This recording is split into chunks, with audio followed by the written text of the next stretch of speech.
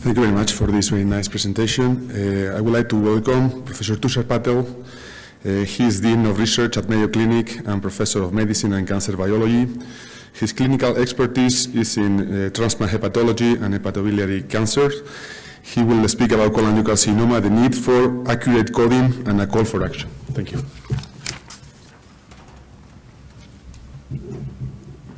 Thank you. And I'd just like to start by thanking the organizers for the opportunity to present at this really fabulous meeting and gathering. So I was asked to talk about the need for accurate coding, and this really is critically important. It feeds into the sorts of data that you've just heard about. So over the past 2 or 3 decades, we've had a series of studies that have really emphasized that the incidence of cholangiocarcinoma may be increasing across the world. Most studies have shown an increase in intrahepatic cholangiocarcinoma. Others, though not all, have also suggested a decrease in extrahepatic cholangiocarcinoma. So there's an ongoing dialogue as to whether these are true differences, are these real increases in incidence, or could there be confounding factors? And there's several factors that could result in these sorts of trends. So one could be improved methods of detection, certainly with improved abdominal or biliary tract imaging. Trends could also be affected by improved diagnosis. As we get more histological confirmation, there's a less likelihood that mass lesions in the liver could be attributed to as hepatocellular cancers, for example, and truly recognized as cholangiocarcinoma. Similarly, there's a greater recognition now that adenocarcinomas in the hepatobiliary tract could be a distinct entity and less tendency to misdiagnose these as metastatic adenocarcinoma from elsewhere in the gastrointestinal tract. Well, what I'd really like to do today is focus on the impact of coding and how inaccurate coding could also lead to confounding the data that we've seen. So how is coding done? Typically, information from the clinical encounter is extracted by trained professionals, cancer registrars. They use a series of systems and codes. These are really codified by the World Health Organization in the International Classification of Disease. There's also the International Classification of Disease Coding System for Oncology that's used. And then these codes are used to classify the type of cancer there is, and then the data from this is used for the sorts of studies that Jill just talked about. Now, I think it's important to note that the WHOICD system evolves over time, and there's several iterations. So it's constantly being updated. I think it's also important to note that the rate at which these changes get adopted in various cancer registrars in different settings in different parts of the world also vary. And so these lead to some differences, which are particularly important if you're trying to compare trends over time or trends across different geographic regions. So why is it important to try to define the terminology? Clearly, the terminology that's been used has been inconsistently applied. And as a result of that, the accuracy of the information that we derive from this can be flawed. And so I think we have to take a step back and ask ourselves, are we really doing this in the most appropriate and the most accurate manner? Because without doing this, there will always be a question mark as to the accuracy of the analysis that's performed. And so why we need a consistent nomenclature, we really want to go back and see what's the clinical phenotype, what's the disease that we're dealing with, try and understand the epidemiology, try and identify the risk factors that are involved for those conditions, and develop staging systems that will help us to manage them better. And these in turn lead us to be able to make diagnosis in a more effective manner. They may lead us to better approaches to prevention if we're able to identify key risk factors and, of course, tailor the management as appropriate. And they also may be important as we try to evaluate new therapies that are coming out. So we recognize cholangiocarcinomas as biliary tract cancers, as we just heard. We also recognize that this whole term biliary tract cancers is one that reflects a vast array of different types of cancers. And so these are heterogeneous when we hear that term. But cholangiocarcinomas arise from the biliary tract epithelia, so they are a type of biliary tract cancer.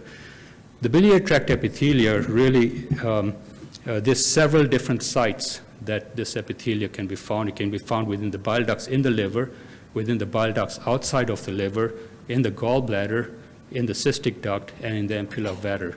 Now, each one of these distinct sites is different. It's different in the histology, it's different in the morphology. They have different physiological functions. Many of them have different origins embryologically. So it's not surprising that the cancers that arise from these sites may also be different and distinct entities. And we certainly recognize that for gallbladder cancers and ampullary cancers, which are biliary tract cancers, we recognize them as being quite distinct, different in their nature, and also we treat them and manage them in very different manners.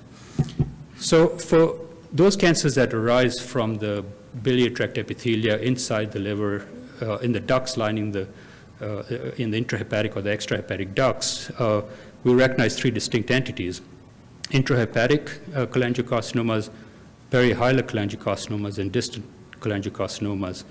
And I think it's worth just reflecting on the terminology that's been used generally to describe these cancers and how that relates to the types of clinical phenotypes that we're seeing for the cancers. So the presentation of these is quite often, the typical presentation is quite different. So for example, the intrahepatic cancers will present as mass lesions. The perihilar lesions will typically present as strictures or ductal obstruction, or the consequences thereof. And then the distal lesions, the truly distal lesions, may often present as peripancreatic masses. So what I'd like to do is just focus on the case of hilar and perihilar cholangiocarcinomas. Now, curiously, these cancers are probably the most common type of cholangiocarcinomas that we see in our clinical practices. Probably 50 or 60% of the cholangiocarcinomas that are seen at our institution are hilar or perihilar. But yet we don't codify them as such, and we don't analyze trends in the incidence and mortality as such. So let's talk about perihilar cholangiocarcinoma. So this distinction between hilar or perihilar really is one that could only be accurately made on examination of the pathological resected samples. We don't always have that luxury. And what's clear is that the way that the terms are used varies. It varies from the pathologist to the radiologist to the surgeons, and it typically reflects the information that's available to them. And quite often, the nature of the cancers is advanced, and quite often it's difficult to know for sure if this really is a hilar cancer or one that's perihilar. So why is that important? Hilar cancers are typically extrahepatic. They're outside of the liver, and so the appropriate topographic description of a hilar cholangiocarcinoma would be extrahepatic.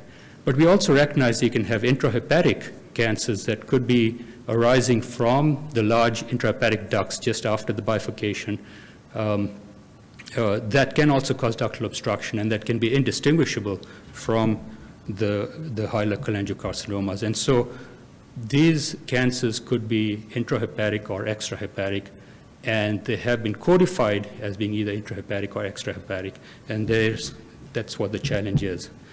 So and there are very few studies that have actually looked at this, but in one study, this was a cancer registry enrolled patients. The clinical phenotype was carefully evaluated by two different individuals with 100% concordance, and those perihilar cholangiocarcinomas had been coded, 35% of them had been coded as intrahepatic. 60% had been coded as extrahepatic. Thankfully, none were coded as gallbladder, although sometimes in very advanced cases, certainly distinction could be difficult. And then a few were also coded as biliary cancers with no origin specified. So the other term that's used for these cancers commonly is Klatskin tumor. So what's a Klatskin tumor? So Klatskin tumor is one that arises from that junction of the right and left hepatic ducts at the liver hilum. And the classical description of the Klatskin tumors really included both extrahepatic cancers arising at the hilum, as well as large intrahepatic cancers that caused obstruction. So even in the classical description, there was a mix of both intra and extrahepatic tumors. So let's try to map these different terms. And what the columns here show are the four terminologies that are commonly used: biliary tract cancers, cholangiocarcinoma, intrahepatic, extrahepatic. And as we recognize, the biliary tract cancers is a wide range of different types of cancers. Cholangiocarcinomas, we recognize three clinical phenotypes: the intrahepatic, perihilar, and distal. The intrahepatics can involve both the intrahepatic or perihilar cancers, whereas the extrahepatic can also likewise include the perihilar and distal. So that's where the confusion comes in, is how are those perihilar cancers coded? Are they coded as intrahepatic or extrahepatic? And I think this is a critical area that we probably need to devote some efforts to trying to address, so that future studies of the sorts that Jill and others are doing would be easier to interpret and more meaningful. Similarly, Klatskin tumor also can be either intrahepatic or extrahepatic. So let's just step back and see how accurate is the cancer registry coding that we work with, recognizing that coding is typically done by professionals that are highly trained in recognizing the disease and working within a very structured set of rules and criteria.